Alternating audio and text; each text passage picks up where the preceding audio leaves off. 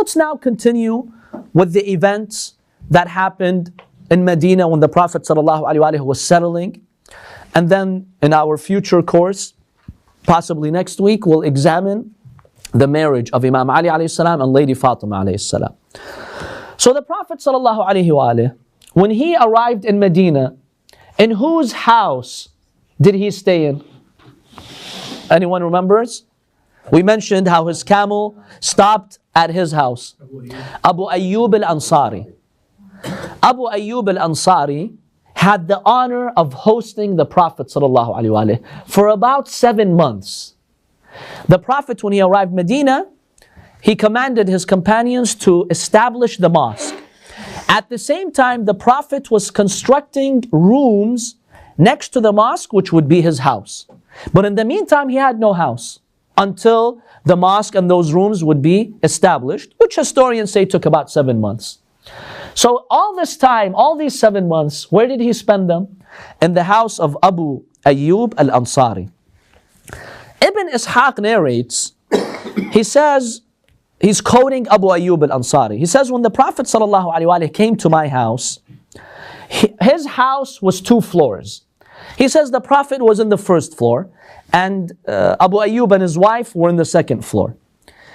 He says, Abu Ayyub says, I felt, awkward. I felt bad that I am above the Prophet ﷺ. The Prophet is under me and I'm in a level on top of him. So I wanted to show respect to the Prophet. I told him, Ya Rasulullah, let's switch floors. You go to the second floor so you're above me, and I will stay in the first floor. The Prophet ﷺ said, no, Abu Ayyub, this is more convenient because I receive guests. And having them, go up the stairs and go to the second floor may be an inconvenience. So don't worry about it. It's okay. You are showing respect. You can stay in the second floor. But Abu Ayyub was very meticulous and careful not to disturb the Prophet. He says once at night, right before he slept, him and Ayyub, he says there was a container of water, we spilled it. Now remember, back then, their houses were not waterproof. If you spill water, it's going to drip to the first floor. So he's like, we started panicking. We spilled the water.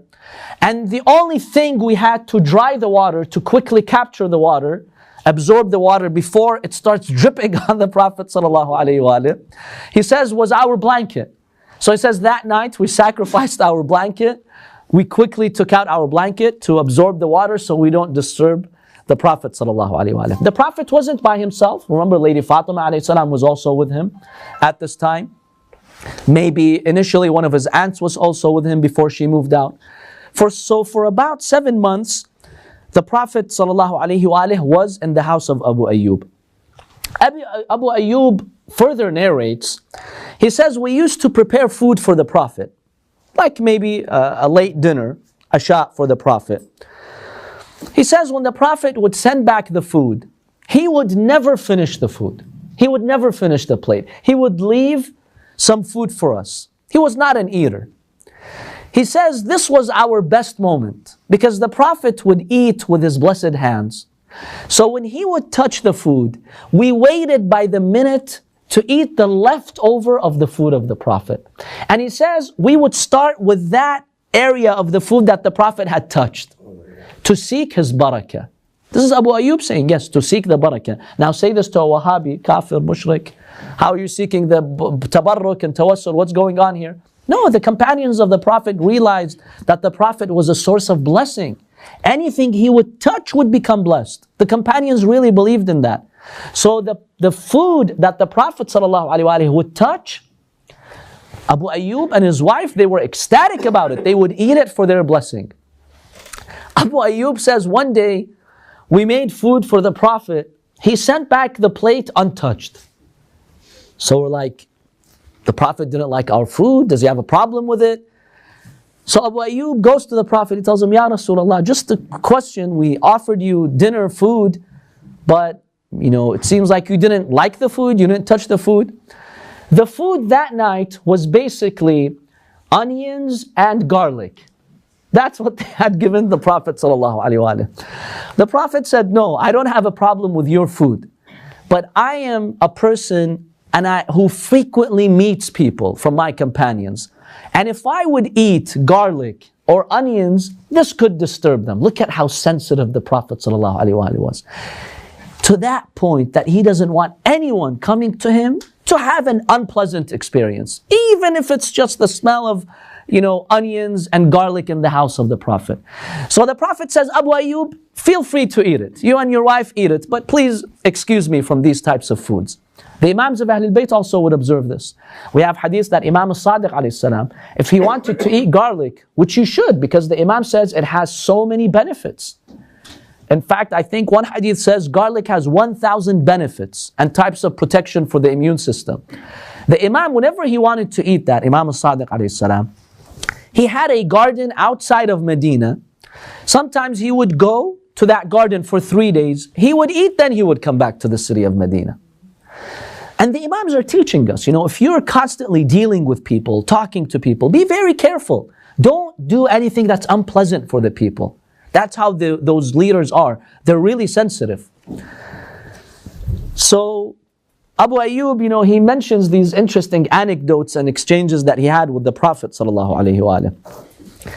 Now, the Prophet is also not a freeloader, right? 7 months in the house of Abu Ayyub. It's costing him all that food that he's preparing, even though it's not much, but Abu Ayyub wasn't a rich man.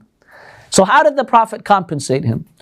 A hadith indicate any gift the Prophet would get from his companions, those who would bring the gifts to him, either he would give all of the gifts to Abu Ayyub and his wife, or he would split the gifts, take some for his needs, and give the rest to them. So the Prophet was compensating him maybe on a daily basis. When the Prophet came to Medina, the companions honored him, especially the Ansar. He got a lot of gifts. So those gifts were given to Abu Ayyub al-Ansari. And that was the Prophet's way of compensating him and not burdening him with financial difficulties. Look at how sensitive the Prophet. He did not want to take advantage of anyone or, get a free place to stay at or get free food. This is the messenger of Allah subhanahu wa ta'ala. He was really a role model in his akhlaq and in his manners. Now the Prophet ﷺ, as Ayyub narrates, she says he was never picky with the food. Never.